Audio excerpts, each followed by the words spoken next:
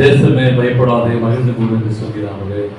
இந்த பரிசுத்தமான ஓய்வுநாளே எங்களோடு சுதந்திரமாய் உண்மை ஆராதைக்கு கொடுத்து இந்த கிருபைக்காக சுதந்திரமானவரே, இந்த நாளிலும் அவரே நீர் பேசும்படியாய் உடைய தேசத்தை நாங்கள் வந்திருக்கிறோம்.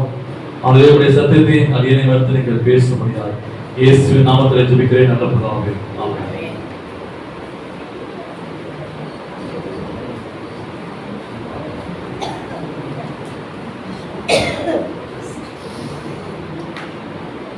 இந்த சுதந்திர நல்நாளிலே இந்த கஷ்டமான ஓய்வு நாளை வந்திருக்கு கர்த்தருக்கு ஸ்தோத்திரம். இந்த கஷ்டமான ஓய்வு நாளில் வந்திருக்கிற அனைவரையும் வருக என்று நாங்கள் வரவேற்கிறோம். தேவன் நம்மளை ஆசீர்வதித்தார். தேவன் நம்மளை ஆசீர்வதிக்கிறார். இந்த கஷ்டமான ஓய்வு நாளிலே பரிசுத்த ஓய்வு நாளிலே ஆசீர்வதிக்கிற பிள்ளைகள் ஒரு நாளும் வெட்கப்பட்டு போவதில்லை. தேவன் நமக்கு 10 கற்பனைகளை தந்திருக்கிறார். அந்த 10 கற்பனையின்படி நடக்கவும் 10 கற்பனையின்படி இருக்கவும், அதை தியானித்து அதை அபியாசித்து அதன்படி நம்ம நடக்க தேவன் பேசி உண்மாட்சி வந்திருக்கிற உங்கள் அனைவரையும் மறுபடியும் வருகிறவர்கள் என்று வருகிறோம்.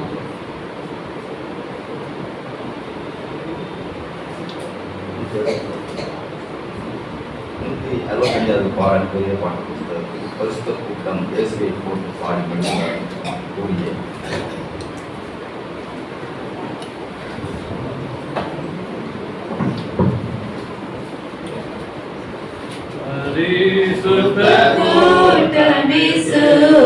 போற்றி பாடி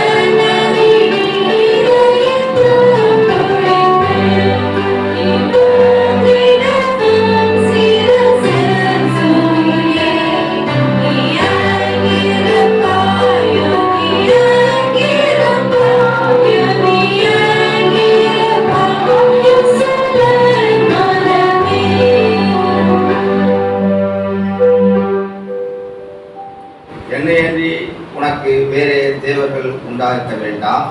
மேலே வானத்திலும் கீழே பூமியிலும் பூமியில் தண்ணீரிலும் உண்டாயிருக்கிறவர்களுக்கு ஒப்பான ஒரு சொர்க்கத்தை ஆயிலும் யாதொரு விக்கிரத்தையாயிலும் நீ உனக்கு உண்டாக்க வேண்டாம். நீ அவர்களை நமஸ்கரிக்கவும் சேவிக்கவும் வேண்டாம். உன் தேவனாய கர்த்தராய் இருக்கிற நான் இரட்சகனுள்ள தேவனாய் இருந்து என்னை பயப்படலை குறித்து பிதாக்களுடைய அக்கிரமத்தை பிள்ளைகளுக்கு 3ஆம் நாட்கள் தலைமுறை மட்டும் விசாரிக்கிறவளாய் இருக்கிறேன். கைகளில் உள்ளோ 1000 தலைமுறை மட்டும் இரக்கம் செய்வதாய் இருக்கிறேன். தேவனுடைய நாமத்தை வெளியே வளர்த்தார். கர்த்தர் தம்முடைய நாமத்தை வெளியே வளர்க்கிறவனே தண்டியாக இருக்கிறார். ஓய்வு நாளை பரிசுத்தமாக ஆசீர்வதிக்க நினைப்பாயாக. 6 நாளும் நீ வேலை செய்து வெளியெல்லாம் அனுப்பிப்பாயாக. 7ஆம் நாளோ குமாரனானாலும் குமாரத்தியானாலும் வேலைக்காரனானாலும் வேலைக்காரியானாலும் ஜீவனானாலும் வாசலுக்கு அந்நியனானாலும் யாதொரு வேலையும் செய்ய வேண்டாம். கர்த்தர் ஆமானிகளை வான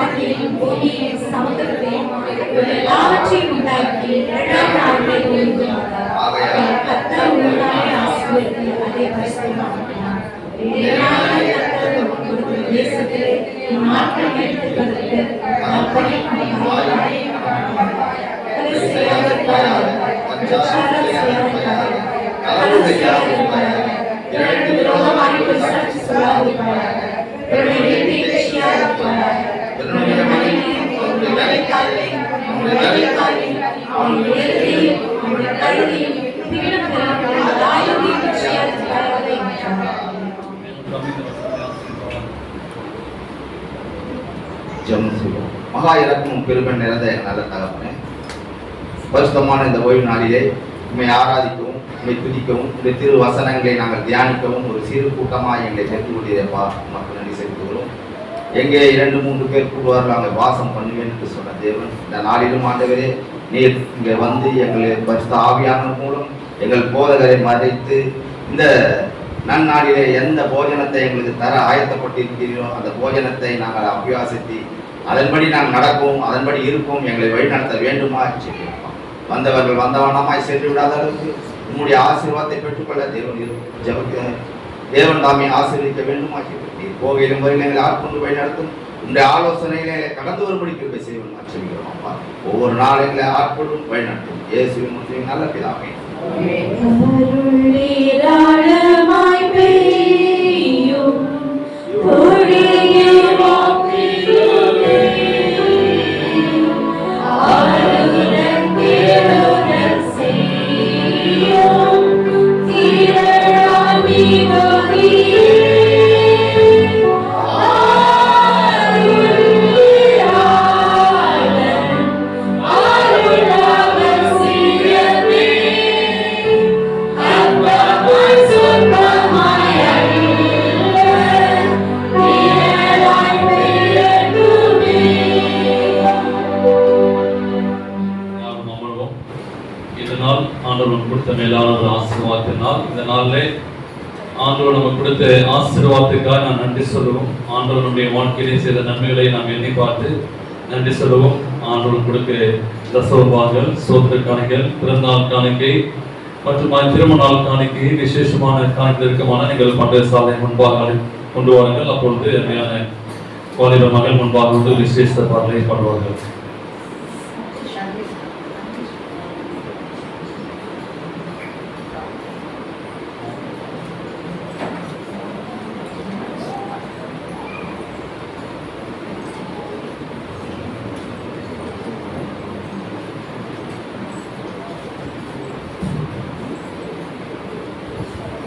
கர்த்தருக்கு ஸ்தோத்திரம். இயேசுவே எனக்கு என்று யாருமே இல்லை, இயேசுவே எனக்கு என்று யாருமே இல்லை, உம்மை நம்பியே நானும் வாழ்கிறேன், உம்மை தேடியே ஓடி வருகிறேன். பாரும் இயேசுவே, என்ன பாரும் இயேசுவே,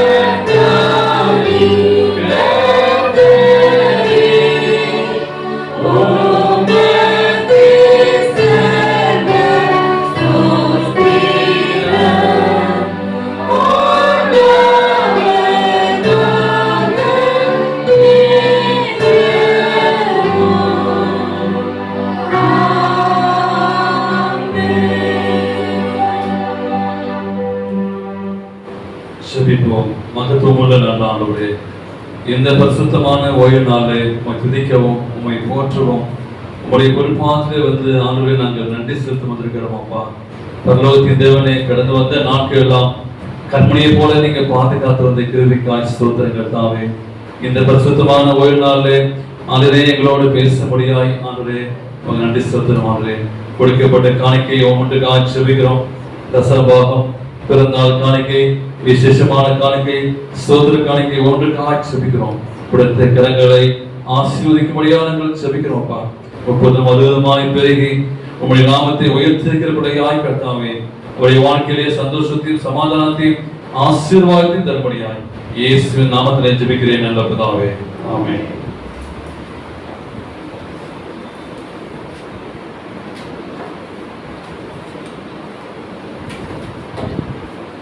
தேவனுடைய பரிசுத்த நாமத்திற்கு மகிமை உண்டாவதாக.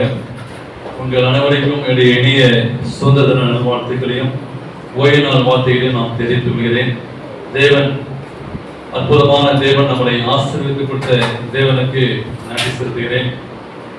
ஒரு அன்பான ஒரு காரியத்தை நான் சொல்ல பிரயாசப்படுகிறேன். நீங்கள் பாடணும்னு பிரயாசப்படுறீங்க. ஏன்னா அதற்கேற்றவாறு மின்ற மாதிரி இல்லை. என்னுடைய காரியங்களை நீங்கள் முன்னமே பெயர் கொடுத்து நேரத்துக்கு முடிக்கும் போது நீங்களும் சீக்கிரமாய் வந்து நிகழ்ச்சியில கலந்து கொள்ளும் போது நானும் கொடுத்த நேரத்தில் அது முடிக்க ஈஸியா இருக்கும். அதற்காய் உங்களுடைய அன்புடன் கேட்டுக்கொள்கிறேன். ஏன்னா நம்முடைய திருச்சபையிலே இனி வார வாரம் ஒரு வித்தியாசமான நிகழ்ச்சி இருக்கும். ஆனால் நீங்கள் கலந்து கொள்ளும் போது அந்த நிகழ்ச்சியிலே கலந்து கொள்ளவும் அது உங்களுக்கு ஆசிரமாக நம்புகிறேன். இந்த நாளில் உலகம் முழுவதுமாய் சுதந்திர தினத்தை கொண்டாடி கொண்டிருக்கிறார்கள். அப்படிப்பட்ட ஒரு காரியம் எண்ணி பார்க்கும்போது நம்முடைய இந்தியா பெரிய ஒரு ஆசீர்வாதத்தின் நாளாக தேவன் நமக்கு கொடுத்ததார். இந்தியாவில் வாழக்கூடிய பிள்ளைகள், நாம் இந்தியர்கள் என்று சொல்வது என்ன செய்வோம்? பெருமிதம் கொள்வோம். என்றால் ஆண்டவர் இந்தியாவை அதிகமாய் நேசிக்கிறார். நம்முடைய தமிழ்நாட்டை ஆண்டவர் நேசிக்கிறார். விசேஷமாக சென்னையை ஆண்டவர் அதிகமாக நேசிக்கிறார். நீங்களும் நானும் ஜெபிக்க வேண்டும். எங்களுக்கு இந்த சென்னையை தாவும் என்று சொல்லி ஜெபிக்க வேண்டும். இதனால உங்களோடு பேச வேண்டும் என்று சொல்லி தெரிந்து கொண்ட ஒரு சத்தியமானது, சுதந்திர தினம் வந்திருக்கபடியால் அது வேதத்தை ஒப்பிட்டு அதிலிருந்து சுதந்திரத்தையும் ஒப்பிட்டு என்ன ஒரு காரியத்தை ஆண்டவர் கொடுப்பார் என்று சொல்லி எண்ணி பார்க்கும் போது அற்புதமான காரியத்தை ஆண்டவர் நமக்கு கொடுத்துள்ளார். கலாத்தியர் 5ஆம் அதிகாரம் 1ஆம் வசனம். ஆகையால் கிறிஸ்து உங்களை சுதந்திரமாக்கிய சுதந்திரத்தில் நிலைத்திருங்கள்.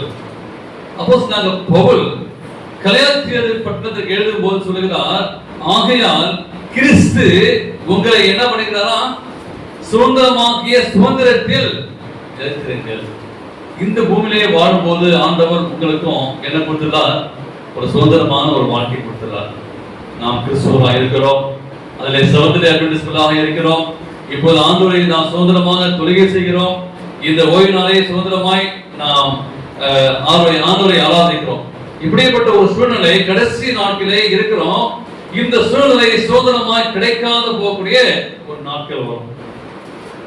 நீங்க சர்ச்சைக்கு வாங்க, பாஸ்ட் ஜோப் பண்ணுங்க, சர்ச்சை அப்ப நடத்த முடியாது, பைபிள் இருக்காது. நல்லா கவனிச்சு பாருங்க. இது ஒரு கடைசி காலத்துக்கு சொல்லிட்டு இருக்கிறேன். இப்படி கிடைக்காது. ஆனால் வாய்ப்பு, சுதந்திரம் இருக்கிறது. தேவனை தொழுகை செய்ய, ஆராதிக்க, ஓய்வு நாளை ஆராதிக்க. பிற்பாடு இப்படி வாய்ப்புகள் இல்லாமல் போகும்போது ஒன்று செய்ய முடியாது. அப்ப கிறிஸ்துவுக்குள் பிரியமானவர்களே, மனிதன் சுதந்திரமாக பிறக்கிறான். அவனுடைய வாழ்க்கையிலே பலமான அடிமைத்தனங்கள் அவனை கட்டி போடுகின்றன. இன்னைக்கு தலைப்பு அடிமைத்தனம் ஒழியேற்றோம். இந்த பூமியிலே நீங்கள் நானும் சுதந்திரமாய் பிறந்திருக்கிறோம். ஆனால் நம்முடைய வாழ்க்கையிலே அநேக அடிமைத்தனங்கள் நம்மை கட்டி போடுகின்றன. என்னவென்று பார்க்கும்போது பாவத்திற்கு அடிமையா இருக்கிறோம். ஓய்வு நாள் படிச்சு பார்த்தீங்களா? கோபத்திற்கு அடிமையா இருக்கிறோம். தீய பழக்கங்களுக்கு அடிமையா இருக்கிறோம். மனிதர்கள் என்னை பாராட்ட வேண்டும் அப்படி சொல்ல பண்றோம். ஏதாச்சும் ஒரு காரியம் செய்தா இந்த பாஸ்ட் ஒரு வார்த்தை சொல்லவே இல்லையே. அப்ப மனிதர்கள் தன்னை பாராட்ட வேண்டும் என்று சொல்லி அதற்கு அடிமையா இருக்கிறோம். அநேக பேர் என்ன பண்றோம்? நல்லா படிச்சவங்க, தரசாலியா இருப்பாங்க. ஆனா அவங்க என்ன பண்றாங்க? பயத்திற்கு அடிமையாகி இருக்கிறார்கள். ஓடி வந்து கொஞ்சம் ஓய்வு நாட்கள் நடந்துக்கலாம். ஐயோ வெளிநாட்டுல முடியாது பாஸ்டர், பயமா இருக்கு. ஏதாச்சும் ரெண்டு காரியம் பேசுங்க அப்படின்னா பயமா இருக்கு. என்ன பண்றோம்? அப்படி ஆயிடுறோம். அப்ப உலக ஆசைகளுக்கு என்ன பண்றாங்க? அடிமையாக இருக்கிறாரு. அநேகர் என்ன பண்றோம்? பணத்திற்கு அடிமையாகிறோம். பலவிதமான சங்கிலிகள் நம்மளை கட்டுகின்றன. இதை இப்படிப்பட்ட காரியத்தில் இருக்கிறோம். அப்ப இந்த சுதந்திரத்தை எண்ணி பார்க்கும்போது அன்பர் சொன்னாங்க, அப்படி அவரை பத்தி சொல்லாம நம்ம போயிடக்கூடாது. யார் தெரியுங்களா? மகாத்மா காந்தி. அவங்கள மறக்க முடியாது. நீங்க வந்துடக்கூடாது அப்படின்னா என்ன செய்யறாங்க? நோட் வச்சுக்கிறாங்க பார்த்தீங்களா? டெய்லியும் அந்த நோட்ல இருக்கு ஏதோ ஒரு காரியம் பட்டா தெரியுங்களா? மகாத்மா காந்திகிட்ட ஒரு ஸ்பெஷலான ஒரு காரியம் இருக்கும். யாருக்கா தெரியுமா? மகாத்மா காந்திகிட்ட ஒரு ஸ்பெஷலான ஒரு காரியம் இருக்கும். எளிமையான ஆடை, வேற வேற கொம்பு கையில் வச்சு மனைவி சொல்றாங்க. அவங்க இடுப்புல ஒரு அலாரம் வாட்ச் இருக்கும், கடிகாரம் இருக்கும். தெரியுங்களா? ஏன் தெரியுங்களா? காலத்தை வீண் செய்யக்கூடாது. ஏன்னா அவ்வளோ தூரம் பாடுபட்டு சுதந்திரம் வாங்கி டைம் கீப்பர். அப்ப டைம் பஞ்சுவாலிட்டி. அப்ப நம்ம என்ன பண்றோம்? சுதந்திரம் வாங்கிடுச்சு, ஆனா எவ்வளவு தியாகமா இருந்தாலும் அந்த மணியை பார்த்து அந்த டைம் கரெக்டா பஞ்சுவாலிட்டியா இருக்கணும். நம்ம தெரிச்ச 9 மணிக்கு வாங்க அப்படின்னா நம்மளும் பஞ்சுவாலிட்டியா இருக்கிறோம் நினைக்கிறேன். என்ன செய்வீங்களா? அப்ப வந்து யோசிச்சு பாருங்க. அப்ப இதெல்லாம் என்னாச்சு? சுதந்திரம் வாங்கிட்டோம், அதுல ஒரு அடிமையா இருக்கிறோம். அப்ப அவங்க சொன்னாங்க, எனக்கும் இங்கெல்லாம் பிரசங்கம் பண்ணணுமா சுதந்திர அன்னைக்கு இவரையும் வணங்க மாட்டேன், திருப்பூர் குமாரன் தெரியுங்களா? அப்ப அடிச்சு ரத்தம் சிந்தவும் அவர் இந்த கொடியை விடவே இல்லை. நினைச்சு பாருங்க, ஒரு வாலிபத்தை ஒரு தியாகம். ஈஸியா இயேசு விட்டு விட்டுறோம், ஓய்வு நாள் விட்டு விட்டுறோம். ஒரு வாலிப பையன் இந்திய தேசத்துக்காக ரத்தமே போனாலும் சரி, என்ன அடிச்சாலும் சரி, கடைசி வரைக்கும் என்ன பண்ணாங்க? கொடியை உயர்த்தி காமிச்சுட்டு எல்லாம் நினைச்சு பார்த்தா ஸ்கூல்ல படிச்சு பார்க்கும்போது ரொம்ப ஆச்சரியமா இருக்கும். திருப்பூர் குமாரன் ஒரு யங் பிளட் வாலிய பையனுக்கு ஒரு தேசத்தின் மேல் எப்படி வந்துச்சு? அப்ப இந்த நாளில கேட்கிற உங்களுக்கு எனக்கும் இந்த இந்திய தேசத்திற்காக நம்முடைய ஆண்டவராகிய இயேசு கிறிஸ்து, மகாத்மா காந்தி ஒரு வாசகம் சொன்னாங்க. என்ன சொல்லுவாங்க? கத்தி இன்றி யுத்தம் செய்வோம் வாருங்கள். என்ன சொன்னாங்க? கத்தி இன்றி ரத்தம் இன்றி யுத்தம் செய்வோம் வாருங்கள் சொன்னாங்க. நான் ஒருக்கா படிச்சது, கத்தி இன்றி ரத்தம் இன்றி யுத்தம் செய்வோம் வாருங்கள். கத்தி இருக்கக்கூடாது, ரத்தம் வரக்கூடாது, யுத்தம் செய்வோம், சைலண்ட் யுத்தம். அப்ப இப்படிலாம் செஞ்சுதான் இன்னைக்கு நம்ம உட்கார்ந்து இருக்கிறோம், சுதந்திரமா உட்கார்ந்து இருக்கிறோம். அப்படின்னா அவங்க இல்லைன்னா இன்னைக்கு சுதந்திரம் இல்லை, சரிங்களா? இன்னைக்கு நான் நான் அப்படின்ற ஒரு இந்த கர்வம் நம்மள்ட்ட இருக்கு பாத்தீங்களா? அவங்க தான் நமக்கு வாங்கி கொடுத்தாங்க, நம்ம என்ன பண்றோம்? நான். அப்ப நம்ம தேசத்தை மகாத்மா காந்தி நினைச்சு பார்க்கணும். அவங்க ரெஸ்பெக்ட், அவங்களுக்கு ஒரு ஹானர் நம்ம நாளை செலுத்தணும். அப்ப இந்த கிறிஸ்துவ இந்த உலகத்திற்கு ஆண்டவர் நமக்கு வந்தது என்ன? கிறிஸ்துவ நோக்கம் என்ன? நம்மை அடிமையாக வைப்பதற்கு அல்ல, உண்மையான சுதந்திரத்தை கொடுப்பது என்ன? இயேசு கிறிஸ்து நமக்கு வந்த நிமித்தமாக நமக்கு என்ன சுதந்திரம் கிடைச்சிச்சு? சரிங்களா? நமக்கு என்ன ஒரு சுதந்திரம் கிடைச்சது என்று பார்க்கும்போது, பழைய ஏற்பாட்டுல நம்ம எப்படி இருந்தோம்? பாவத்திற்கு அடிமையாக இருந்தோம். இஸ்ரவேல் ஜனங்கள் இகத்திலே அடிமையா இருந்தாங்க. ஒரு பாவம் செய்தால் இந்த திருச்சபையில இன்னைக்கு நம்ம ஈஸியா வந்துடுறோம் பாத்தீங்களா? பைபிள் எடுத்து அப்ப போக முடியாது பழைய ஏற்பாட்டுல. அப்ப பாவத்திற்கு அடிமையா இருக்கும். நீங்கள் நானும் செஞ்ச பாவத்தை மற்றவர்கள் பார்க்கும்படியாக அப்ப ஒரு பலியை கொண்டு போக வேண்டும். நீங்கள் நானும் செய்த பாவம் மற்றவர்களுக்கு அது தெரியும். அப்பொழுது அடிமையா இருந்தோம்.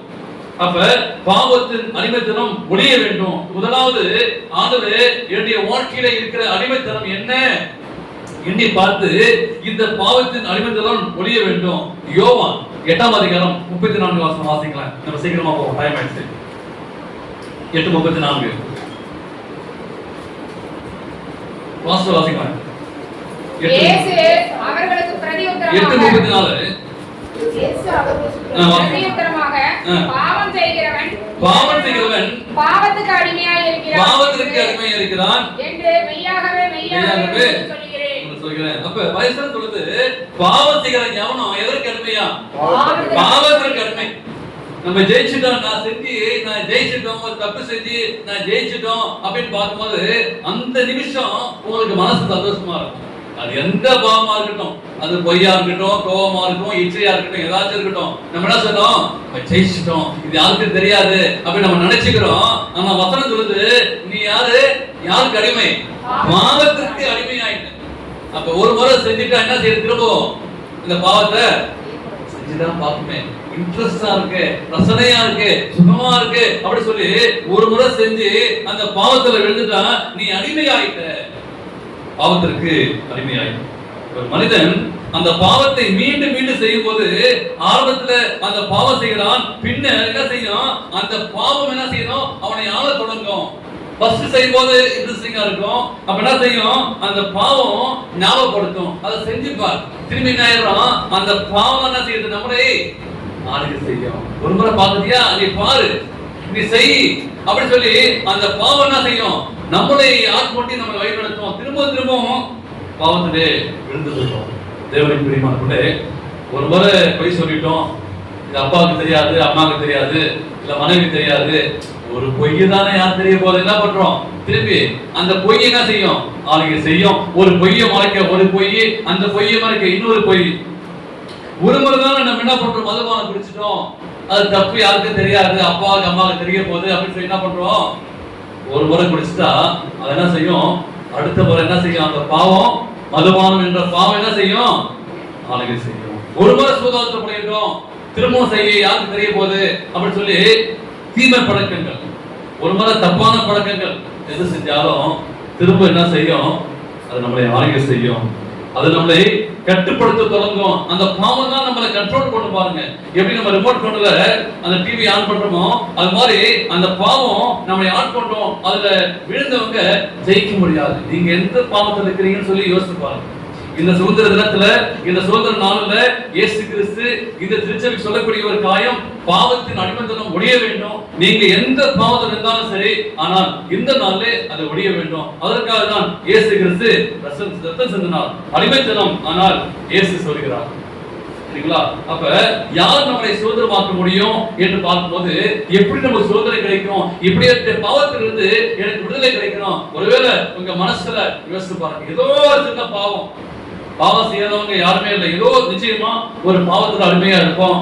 யார் என்ன விடுதலையாக்குவா அப்படின்னு பார்க்கும்போது யோவான் 8:36 வாசிக்கலாம். ஆகையால் ஆகையால் உங்களை விடுதலையாக்கினார், மெய்யாகவே கொஞ்சம் ஸ்பீடா போவீங்க. ஆகையால் குமாரன் உங்களை விடுதலையாக்கினார், மெய்யாகவே விடுதலையாவீர்கள். கொஞ்சம் மெதுவா வாசிக்கலாம். குமாரன் உங்களை விடுதலையாக்கினால் மெய்யாகவே விடுதலையாவீர்கள். இப்படி வாசமா, குமாரன் உங்களை சுதந்திரமாக்கினால் மெய்யாகவே சுதந்திரமாகுவீர்கள்.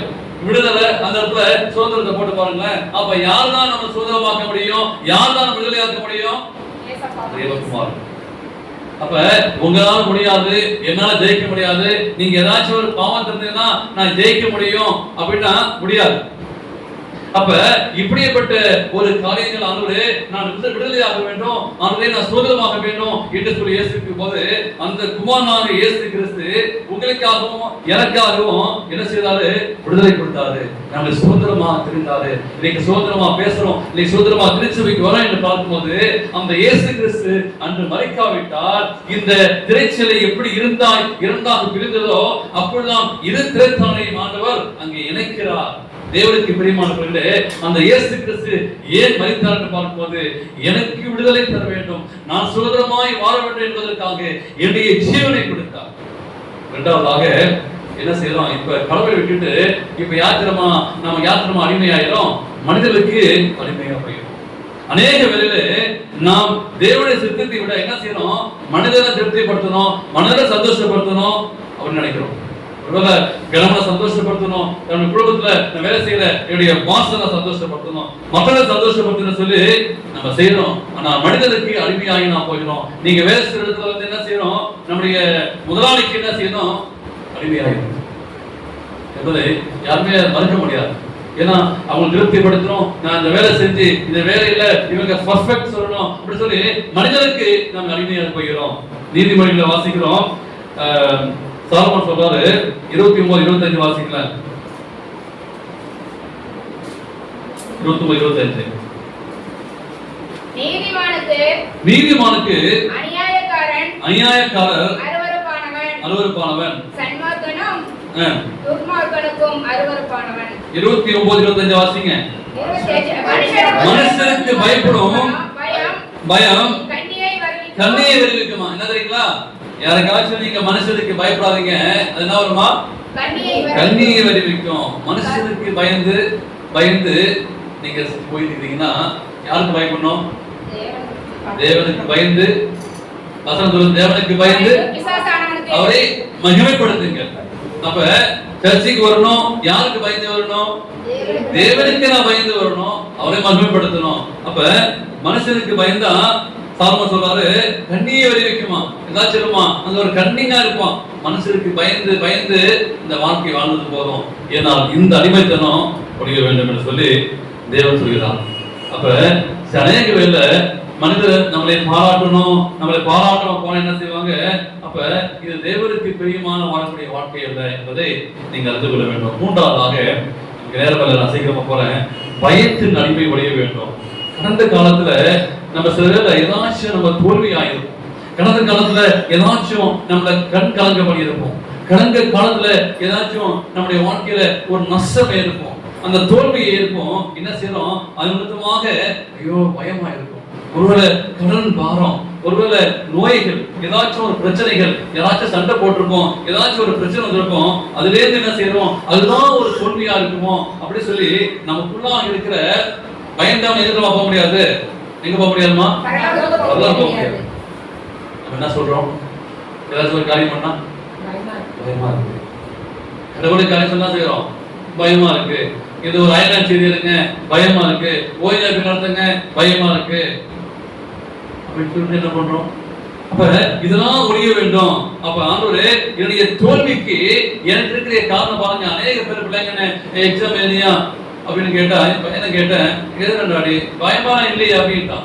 10th எக்ஸாம் எழுதும் போது அப்ப பிள்ளைங்க 10th இல்ல சில எக்ஸாம் எழுத என்ன பண்ணும், நான் பயந்துட்டே இருந்தேன் இப்படா அப்படின்னு சொல்லி பெல்லட்ஸ் என்ன பண்ணும், பயந்துட்டே இருந்தேன் அப்படி சொல்லி என்ன பண்ணுவாங்க, அந்த பயத்துல இந்த பிள்ளைங்க எக்ஸாம் எழுதுவாங்க, தோல்வி எழுதுவாங்க. அது லைஃப்பும் அப்படிதான், வாழ்க்கையும் அப்படிதான். பயந்து பயந்து வாழக்கூடிய ஒரு வாழ்க்கையில அது என்ன செய்யணும், அது தோல்வியே முடியும். அப்ப அதுல இருந்து நான் அடிமையாக வேண்டும். எனக்குள்ள ஒரு பயமுடுத்துற காரியம் பிசாசு என்ன செய்வான், இப்படிப்பட்ட ஒரு ஆவியை கொடுத்து என்ன செய்வான், துணியாதபடி நஷ்டமாக்குவான். பயப்படக்கூடாது. ஏசாயா 4:10 என்ன சொல்றாரு, பைபிள் ஆஸ்தான் சொல்லுங்களா, அத பயப்படாதே சொல்லுங்க பார்ப்போம். திருவுட்டு இப்படி இருக்கு, டக்குன்னு பாஸ்டா சொல்லுங்க, பயப்படாதே நான் உன்னுடனே கூட இருக்கிறேன். பைபிள் பார்த்து என்ன சொல்லுமா நீங்க, அதுலயே ஒரு பயம் இருக்கு. அந்த வசனம் சொல்ல பயப்படுறீங்க பாத்தீங்களா, எத்தனை முறை படிச்சிருக்கோம், பயப்படாதே நான் உன்னோட கூட. இந்த வசனத்தை 10 முறை 50 முறை படிச்சிருப்போம். என்ன பண்றோம், இங்க இருந்து போகும்போதும் நாளைக்கு காலைல நைட்ல வாங்க கூட்டா என்ன பண்ணுவோம், கூட வாங்க பயமா இருக்கு அப்படிதான் பண்ணிட்டு இருக்கோம். அப்ப யோசிச்சு பாருங்களேன், கடவுள் நம்ம கூட இருக்கிறாங்க, நம்ம என்ன படிக்கிறோம், ஆனா என்ன பண்றோம், பயப்படுறோம், படிக்கிறோம் பயப்படுறோம். இப்ப நம்முடைய சூழ்நிலை எப்படி இருக்கு என்பதை யோசித்து பாருங்க. அப்ப ஆண்டவர் நம்ம கூட இருக்கிறாரு, உலக பொருளுக்கு அடிமையாகி போகிறோம். மத்தேயு 6:24 வாசிக்கலாம். மத்தேயு 6:24 ஊழியர்கள் நிறைய பேர் இருக்கிறீங்க, பைபிள் பாஸ்டா வாசிக்க மாட்டீங்க.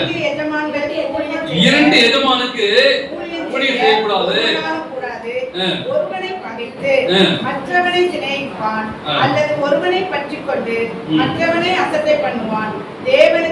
தேவனுக்கும் உலக பொருளுக்கும் ஊழியம் செய்ய நீங்கள் தேவனுக்கும் உலக பொருளுக்கும் ஊழியம் செய்யக்கூடாது.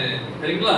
அப்ப உலக பொருட்கள நீங்கள் நான்காவது படிக்கின்ற காரியம், உலக பொருளுக்கு அடிமையா இருக்கிறோம். ஏதாச்சும் ஒண்ணு பார்த்து என்ன பண்றோம், அதை வாங்கி வீட்டுல வச்சா நல்லா தானே இருக்கு, என்ன பண்றோம், திடீர்னு ஆடி தள்ளுபடி போடுறாங்களா, அதை பார்த்து என்ன பண்றாங்க, அடிக்கடி ரோட்ல காட்டி என்ன ஆயிடுச்சு, போன்லயே வந்து இருக்கு ஆடி தள்ளுபடி போயிட்டு கூட்டுதான் பார்க்கலாங்க, தள்ளுபடி போட்டுக்கிறாங்க, 50% டிஸ்கவுண்ட் போட்டுக்கிறாங்க அப்படின்னு சொல்லி என்ன பண்றோம், நம்ம மனசுல என்ன ஆயிடுச்சு, உலக பொருள் மேல ஒரு ஆசை வந்துருக்கு. அதை வாங்கி எப்படி வாங்குறோம், காசு இருந்து வாங்கினா பரவாயில்ல, என்ன பண்றோம், ஏதாச்சும் கடன் வாங்கி ஹஸ்பண்ட் பாக்கெட் பர்ஸ் காலி ஆக்கி வாங்கிட்டு வந்து வீட்டுல வச்சு என்ன பண்ணோம், அது சும்மா கிடக்குங்க, வாங்கிட்டு வந்து பார்த்துட்டு யூஸ் பண்ணாலும் பரவாயில்ல, என்ன செய்யறோம், அந்த பொருளை, அங்க இருக்கிற பொருளை அதை பெயிண்ட் அடிச்சு சும்மா ஏதாச்சும் பண்ணி வச்சிருப்பான், அதை வாங்கிட்டு வந்து என்ன பண்ணிருந்தோம், வீட்டுல வச்சிருக்கோம்.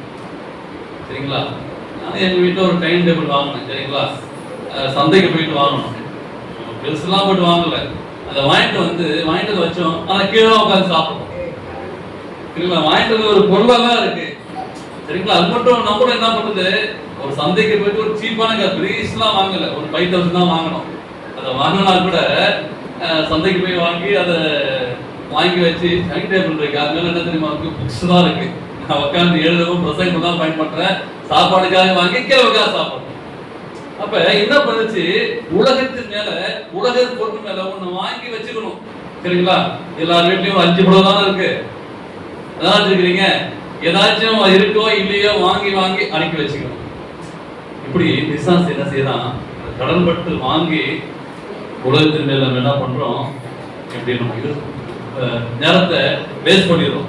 அப்ப என்னாச்சு, பணம் நமக்கு தேவைதான் பாருங்க. ஆனா என்ன செய்யறோம், இப்ப பணத்தை கடவுளை நீங்க ஒரு பக்கம் இருங்க, இப்ப என்ன செய்யறோம், யாருமா கடவுள் ஆயிட்டாங்க, பணம் தான் கடவுள் ஆயிட்டாங்க.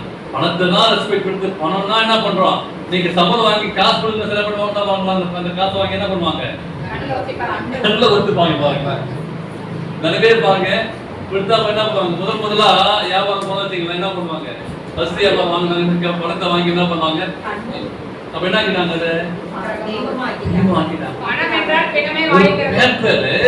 ஒரு பிரிண்டிங், சாதாரண ஒரு பேப்பர் உண்மையிலே இல்லைங்களா, நம்ம என்ன செய்வோம், பணம் வந்துச்சா அப்பா சோதரம், அது வரைக்கும் சோதரம் சொல்ல மாட்டோம், பணம் வந்துச்சா, சம்பளம் வந்துச்சா சோதரம், சம்பளம் போட்டாங்களா சோதரம். இப்ப யாரு பணம் உள்ள வந்ததுக்கு அப்புறம் வாட்ஸ்அப்ல மெசேஜ் வந்ததுக்கு அப்புறம் ஆனவருக்கு சோதரம், அது வரைக்கும் சோதரம் இல்லை. பாத்தீங்களா?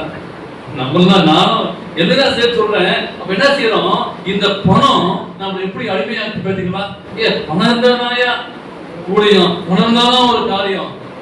அப்ப எப்படி இந்த பிசாசு கடவுளை தேடாதபடி அடிமையாக்கிட்டோம். இன்னைக்கு தலைப்பு அடிமைத்தனம் ஒழிக்கிட்டோம். எதெல்லாம் நீங்க அடிமையா இருக்கிறீங்களோ அது ஒழிய வேண்டும். தேவனுக்கு பிரியமானவர்களே, இன்னும் ஒரு காரியம் சொல்லி முடிச்சோம் கடைசியாக. அப்ப யாரு மேல அடிமையா இருக்கணும் அப்படின்னா, கிறிஸ்து மேல் அடிமையா இருக்க வேண்டும். இதான் ஒரு ஆச்சரியமான உண்மை. கிறிஸ்து மேல் அடிமையா இருக்க வேண்டும் என்னால் எனக்கு சுதந்திரமா இருக்க வேண்டும் என்று பார்க்கும்போது ஆண்டவருக்காக நான் வாழ வேண்டும். வேதம் சொல்கிறது, கிறிஸ்துவுக்கு ஒப்பு கொடு, உண்மையான சுதந்திரம் பெறுவாய். ரோமர் ஒரு வசனம் வாசிங்க, 2 வசனம் வாசி நம்ம படிக்க போறோம். ரோமர் 6:22. ரோமர் 6:22. இப்பொழுதும் பாவத்திலிருந்து விடுதலையாக்கப்பட்டு தேவனுக்கு அடிமையானதினால் பரிசுத்தமாகுதல் உங்களுக்கு கிடைக்கும் பலன், முடிவோ நித்திய ஜீவன். அப்ப முடிவு என்ன தெரியுங்களா, அது நித்திய ஜீவனை கொண்டு போகும். அப்ப கிறிஸ்துவுக்கு ஒப்பு கொடுக்கும் போது ஆண்டவர் என்ன பண்றாரு, ஒரு உண்மையான சுதந்திரத்தை கொடுக்கிறாரு. விடுதலைக்கப்பட்டு நீங்க விடுதலையாக்கப்படுவீங்க. அதை எங்க கொண்டு சேர்க்குமா, கிறிஸ்துவுக்கு நீங்க அடிமையா இருந்தீங்களா, கிறிஸ்துவுக்கு நான் அடிமை, அதை எங்க கொண்டு போவோம், நித்திய ஜீவனை கொண்டு போவோம். பாவத்திற்கு அடிமையா எங்க கொண்டு போவோம், பாவத்தின் சம்பளம் மரணம். பாவம் அதுக்கு சம்பளம் தராங்க. சரிங்களா? பாவத்துக்கு அடிமையா இருக்கும் போது சம்பளம் தராங்க. அது என்ன சம்பளம் தராங்களா, மரணம் என்கிற சம்பளம். அப்ப இதுக்கு கிறிஸ்துவுக்கு நீங்க அடிமையா இருக்கும் போது ஆண்டவர் என்ன சொல்றாரு, நித்திய ஜீவன். இயேசுவுக்காக நீங்கள் அடிமையாக வாழும்போது, ஆண்டவருக்காக நீங்கள் மாதமாக வாழும்போது, உலகமான காரியத்தை எல்லாம் விட்டு ஆண்டவருக்காக வாழணும் அப்படின்னு பார்க்கும்போது ஆண்டவர் என்ன தராரு, நித்திய ஜீவனை கொடுக்கிறார். அப்ப இந்த சுதந்திர தினத்துல உலகம் எல்லாம் சுதந்திர தினம் கொண்டாடினாலும் நம்மளும் இதெல்லாம் நம்மள ஒரு சந்தோஷத்துக்காக இந்த கவர்ச்சிகள் இந்த இதெல்லாம் ஆனா நமக்குள்ள பார்க்கும் போது அதுல இங்கேருந்து கடந்து போகும்போது இந்த உலகமான சுதந்திரத்தை காட்டிலையும் ஆண்டவரே நான் சுதந்திரமாய் வாழ வேண்டும், எனக்கு ஜீவை கொடுத்தீங்க, என்னுடைய முன்னோர்கள் இஸ்ரவேல் மக்கள் அங்கே அடிமையா இருந்தாங்க, அவங்க மீண்டும் கொண்டு வந்தீங்க ஆண்டவரே, என்னுடைய வாழ்க்கையிலே பாவமான ஒரு காரியம் அநேகம் உண்டு, உலக பொருத்துகள் நான் அருமையா இருக்கிறேன், அதிலிருந்து என்னை விடுதலையாக வேண்டும், இன்றிலிருந்து ஆண்டவரே உமக்கு ஒரு பிரியமான பிள்ளையாக நான் வாழ வேண்டும் சொல்லி வாசிப்போம். கடைசியாக பிலிப்பியர் 2ஆம் அதிகாரம் 7 வாசிக்கலாம். பிலிப்பியர் 2:7. சில பேர் சொல்லும் போதே டக்குன்னு எடுத்துருவாங்க, ஆனா இங்க போய் லேட் பண்றீங்க. தம்மை தாமே வெறுமையாக்கி அடிமையின் ரூபம் எடுத்து மனுஷ சாயலானார். எவ்வளவு ஒரு அருமையான ஒரு காரியம். என்ன பண்ணாரு பாருங்க, இயேசுப்பா என்ன பண்ணாரு, தம்மை தாமே என்ன பண்ணாரு வெறுமையாக்கி, நல்லா கவனிச்சு பாருங்க, என்ன பண்ணாரு வெறுமையாக்கி, என்ன பண்ணாரு அடிமை ரூபம் எடுத்து. அப்ப அந்த மனுஷகுமாரன் பரலோகத்தின் தேவன் என்ன பண்ணாரு, தன்னை தாமே வெறுமையாக்கி என்ன பண்ணாரு அடிமையின் ரூபம் எடுத்து. அப்ப இந்த ஒரு மனுஷனா வந்தாரு அப்படின்னா பாவத்திற்கு அடிமையாக வந்து அவர் மரிக்க போறாரு, அடிமையின் ரூபம் எடுத்து நான் மரிக்க போகிறேன், அப்பதான் பாவத்திற்கு பலியாக பாவத்திற்கு அடிமையாக என்னை மீட்டு கொடுத்து உங்களை மீட்கொள்ள போகிற சொல்லி என்ன பண்ணாரு அடிமையின் ரூபம் எடுத்து மனுஷ சாயலான. ஏன் இந்த மனுஷ ரூபம் எடுத்தாரு? அவர் எந்த சாயல் இருந்தாரு? தேவ சாயல் இருந்தாரு, தேவ குமாரனா இருந்தாரு. அவர் எப்படி மாறினாரு? மனுஷகுமாரனா வந்தாரு. ஏனென்றால் பாவத்திற்காக தன்னை அடிமையாக்கினார், உங்களுக்காகவும் எனக்காகவும் மரிக்க போக சொல்லி அடிமையாக்கினார். அந்த கிறிஸ்துவுடைய அடிமையா இருப்பது ஒரு சுதந்திரம். யாருக்காக நான் அடிமையா இருக்கிறோம்? இயேசுவுக்கு நான் அடிமை, இயேசுவுக்கு அடிமை. சரிங்களா? எத்தனை பேர் என்ன பண்றாங்க, இங்க எல்லாமே கருப்பா அப்படி குத்திக்கிறாங்க சரிங்களா? எத்தனையோ சினிமா ஆக்டர் என்ன பண்றாங்க, ரசிக்கிறாங்க, எத்தனையோ போன்ல ரசிக்கிறாங்க. நான் கிறிஸ்துவுக்கு அடிமை, நான் கிறிஸ்துவுக்காக நான் வாழ்வேன். அப்ப அவரை தேர்றதுதான் என்னுடைய புதிய வாழ்க்கை. இந்த 80வது இந்த சுதந்திரத்துல நான் இயேசுவை தேர்றதுதான் எனக்கு ஒரு சுதந்திரம், அதுதான் ஒரு புதிய வாழ்க்கை. அப்ப தினமும் அவரோடு நான் நடக்கணும், அவரோடு நான் கீழ்ப்படியணும், அவரோடு நான் ஜெபிக்கணும், அவரோடு நான் வேத வாசிக்கணும். ஆண்டவரே எனக்கு கூட இருக்கிற அடிமைத்தனம் ஒழியட்டும், ஆண்டவரே உலக ஆசைகள் அடிமைத்தனம் ஒழியட்டும், கிறிஸ்துவின் சுதந்திரம் அப்படிப்பட்ட ஒரு வாழ்க்கை வாழ்ந்து பாருங்க. இந்த சுதந்திர தினத்துல இங்கிருந்து கடந்து போகும்போது இயேசுக்காக நான் வாழ்வேன், ஆண்டவரே எங்களுக்காக அவர் தன்னை அடிமைரூபம் எடுத்து நீங்கள் சுதந்திரமாய் வாழ வேண்டும், அன்பாய் வாழ வேண்டும், சமாதானமாய் வாழ வேண்டும் சொல்லி அந்த இயேசு கிறிஸ்து உங்களுக்காக ஜீவனை கொடுத்தார். உங்களுக்காக நமக்காக ஆண்டவர் மீட்சார். அதிலிருந்து தான் அடிமைத்தனை நமக்கு, அதிலிருந்து அடிமைத்தனத்திலிருந்து நம்ம மீட்டு வந்தோம். அந்த கிறிஸ்து இல்லாவிட்டால் இந்த அடிமைத்தனம் பொழுதிருக்காது. இன்னமும் உங்களுடைய வாழ்க்கையில் இருக்கிற எல்லா அடிமைத்தனத்தையும் ஆண்ட சமூகத்தில் ஒப்புக் கொடுக்க கலந்து போகும்போது இயேசுக்காய் வாழ நீங்கள் தீர்மானம் செய்யுங்கள். அப்பொழுது தேவன் உங்களை பலப்படுத்தி உங்களை ஆசீர்வதிப்பாராக. ஆமென். இந்த நாளிலே ஆண்ட சமூகத்தில் நாம் வாங்கி எழுந்திருந்து ஆண்டவரே என்னுடைய வாழ்க்கையிலே எப்படிப்பட்ட அடிமைத்தனம் இருக்குமானால் நீர் என்னை மீட்டுக் கொள்ளும் ஆண்டவரே. ஆண்டவரே ஒருவேளை நம்முடைய வாழ்க்கையில அப்படிப்பட்ட காரியங்கள் இருக்குமானால் ஆண்ட சமூகத்துல ஒப்புக் கொடுங்க. ஆண்டவரே உங்களுக்காக நான் வாழ போகிறேன் சொல்லி ஆண்ட சமூகத்துல ஒப்புக் கொடுப்போமா? இந்த வேலையிலே அவருடைய சமூகத்திலே 170வது பாடலை பாடுவோம். வானம் பூமி யாவற்றிலும் இயேசு மேலானவர் என்ற பாடலை நான் இயேசுவை நம்புவேன், இயேசு எனக்காய் மாண்டார், பாவ நீங்க சிலுவையில் உதிரம் சிந்தினார் என்ற பாடலை பாடுவோம். பூமி யாவற்றிலும் இயேசு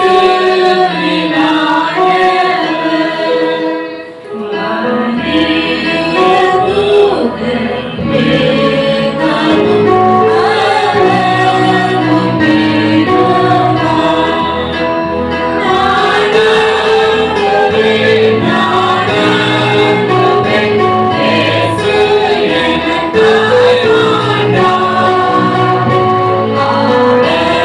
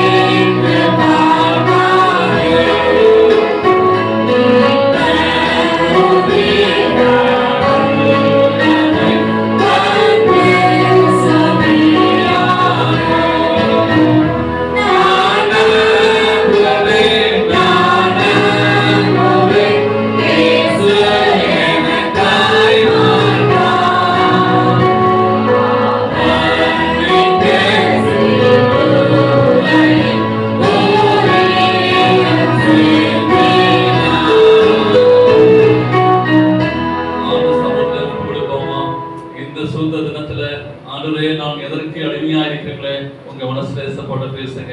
ஆண்டவரே இந்த நாளிலிருந்து ஆண்டவரே நான் பாவத்திற்கு அடிமையா இருக்கிறேன், பணத்திற்கு அடிமையா இருக்கிறேன், உலக ஆசையில் அடிமையா இருக்கிறேன், என்ன மாற்றுங்கப்பா. ஏதாச்சும் உங்கள்ட்ட இருக்கிற ஒரு பாவம், உங்கள்ட்ட இருக்கிற ஒரு ஆசை ஏதோ உங்களை விடாம இருக்கலாம், இந்த நாளில் ஒப்பு கொடுங்க. இங்க இருந்து கடந்து போகும்போது தேவன்கிட்ட பேசுங்க. ஏசப்பா இப்பொழுது உங்களோட பேசுவாரு. வாழையை பிடிங்க, ஆண்டவர் சமூகத்தில் ஒப்பு கொடுங்க, ஆண்டவரோடு பேசுங்க. ஏசப்பா நீங்க எங்களோட பேசுங்கப்பா. இதுல நான் அடிமையா இருக்கிறேன் ஏசப்பா, என்ன மாற்றுங்கப்பா. உலகத்தின் மேல இச்சையின் மேல ஆசையில நான் விழுந்து போயிருக்கிறப்பா, பணத்தின் மேல அடிமையா இருக்கிறப்பா, உங்க மறந்து போனேன் அப்படி யாராச்சும் இருக்கிறீங்களா? இந்த ஏசப்பா தீர்மானம் செய்யுங்க. ஆண்டவரே எனக்குள்ளாக இருக்கிற ஒரு பாவம், அதிலிருந்து விடுதலை பெற முடியலப்பா. இந்த நாள்ல ஆண்டவரே எனக்கு விடுதலை தாரும் ஐயா. ஆண்டவரே அதிலிருந்து நான் பாவத்திலிருந்து நான் உடைய ஒரு தீர்மானம் செய்யுங்கப்பா. எனக்காக ஜீவனை கொடுத்தீங்க சொல்லி இந்த நாள்ல தீர்மானம் செய்யுங்க. குடும்ப தலைவரே நீங்க ஏசப்பட பேசுங்க. குடும்ப தலைவி இந்த நாள்ல ஆண்டவரோட பேச போறாரு. ஆண்டவரே நான் சுதந்திரம் அடைய வேண்டும். ஆண்டவரே இந்த பாவத்திலிருந்து எனக்கு விடுதலை சார் நீங்க ஒப்பு கொடுப்பீங்களா? எங்கள் நேசிக்கிற நல்ல ஆண்டவரே இந்த பரிசுத்தமான ஓய்வு நாளிலே அப்பா உலகம் ஒரு சுதந்திரத்தை கொண்டாடினாலும் ஆண்டவரே நாங்கள் பாவத்திலே அடிமையா இருக்கிறோம்ப்பா. தேவனே அந்த பாவத்தின் அடிமைத்தனத்தை இருந்து நீக்கும்படியாக நாங்கள் செபிக்கிறோம்ப்பா. ஆண்டவரே உம்முடைய பரிசுத்த ரத்தத்தால் சுத்தி கழுவும்படியாக செபிக்கிறோம்ப்பா. அந்த கல்வாரியிலே சிலுவையிலே மரித்தேப்பா, அந்த ரத்தத்தை சிந்தி கட்டாவே எங்கள் பாவத்துடைய அடிமைத்தனம் ஒளிபடியாக நாங்கள் செபிக்கிறோம்ப்பா. வாழை பிள்ளைக்காய் செபிக்கிறேன் கட்டாவே. அவருடைய சிந்தனைக்கு நீங்க மாற்றி போடுங்க. ஆண்டவருக்கு ஒப்பு கொடுத்து ஆண்டவருக்காய் வாழும்படியாய் ஆண்டவரே உலக பெருமான பொருளிலே ஆசை வச்சுக்கிற பிள்ளைகளுக்காக செபிக்கிறோம். அதிலிருந்து விடுதலை தரும்படியாய் செபிக்கிறோம். உம்மை ஆராதிக்க வேண்டும், உம்மை துதிக்க செய்ய வேண்டும், வேதத்தை வாசிக்க வேண்டும், செபிக்க வேண்டும் கர்த்தாவே. அப்படியேப்பட்ட ஒரு அடிமைத்தனத்தை தரும்படியாக செபிக்கிறோம். கிறிஸ்துவே என்னுடைய அடிமை, கிறிஸ்துவுக்கு நாங்கள் வாழக்கூடிய பாக்கியத்தை தரும்படியாக செபிக்கிறோம்பா. அந்த நித்திய ஜீவனை அடையத்தக்க பாக்கியத்தை தாருமையா. இந்த வேளை ஒவ்வொரு வேலும் கர்த்தாவே உம்முடைய ஆவியான தொடுபடியாக செபிக்கிறோம். உம்முடைய பரிசுத்த ஆவியான இறங்கி கர்த்தாவே அவருடைய வாழ்க்கைப்படியாக நாங்கள் செபிக்கிறோம்பா. இந்த நாளிலே எங்களை பிரதிஷ்டை செய்கிறேன் கர்த்தாவே. தேவனே எங்களை பரிசுத்தப்படுத்தும், தேவனே எங்களை பரிசுத்தப்படுத்தும்படியாக நாங்கள் செபிக்கிறோம். ஒரு பரிசுத்தமான வாழ்க்கை உம்மோடு கூட இணைந்து ஒரு சுதந்திரமான ஒரு வாழ்க்கை வாழும்படியாக செபிக்கிறேன் கர்த்தாவே. எங்களோடு பேசின கிருபைக்காக நன்றி. தீர்மானம் செய்த பிள்ளைகளுக்காக செபிக்கிறேன் கர்த்தாவே. நீ ஒவ்வொருவரையும் பேர்பெறாக கொண்டு ஆசீர்வதித்து இங்கேருந்து ஆண்டவரே இந்த அடிமைத்தனத்திலிருந்து விடுதலையாகி இந்த திருச்சபையிலிருந்து கடந்து போகத்தக்க தேவனை கிருபை செய்யும்படியாய் இயேசுவின் நாமத்திலே ஜெபிக்கிறேன் ஜீவன் நல்ல பிதாவே. ஆமென். என் ஆத்துமாவே கர்த்தரை ஸ்தோத்திரி, என் ஆத்துமாவே கர்த்தரை ஸ்தோத்திரி. நம்முடைய கர்த்தராகிய இயேசு கிறிஸ்துவின் கிருபையும் பிதாவாகிய தேவனுடைய அன்பும் பரிசுத்தாவிய அன்னியமும் ஐக்கியமும் சந்தோஷமும் சமாதானமும் என்றும் என்றும் சதா நம்மளோடு இருப்பதாக. ஆமென்.